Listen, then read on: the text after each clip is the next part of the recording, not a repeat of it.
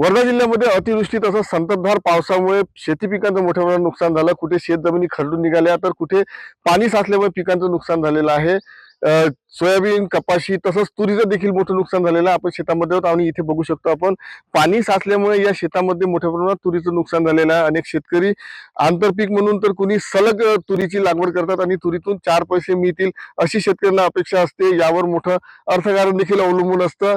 अनेक जण मुख्य पीक म्हणून देखील तुरीचं उत्पादन घेतात. मात्र यावेळी आता जो पाऊस झालेला आहे संततधार पाऊस आणि अतिवृष्टी यामुळे पाणी साचून तसंच जमिनी खरडून मोठं नुकसान झालेलं आहे. त्यात तूर पिकाचं देखील मोठं नुकसान झालेलं आहे आणि या नुकसानीने शेतकरी मात्र हवालदिल झालेले आहेत. कुठेतरी मदतीची अपेक्षा शेतकऱ्यांकडून व्यक्त होत आहे.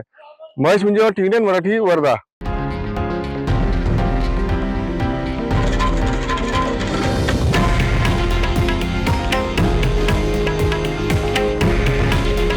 हे आहे देशातील नंबर 1 न्यूज नेटवर्क आणि आपण पाहत आहात TV9 मराठी. काळजी तुमची, हित महाराष्ट्राचं.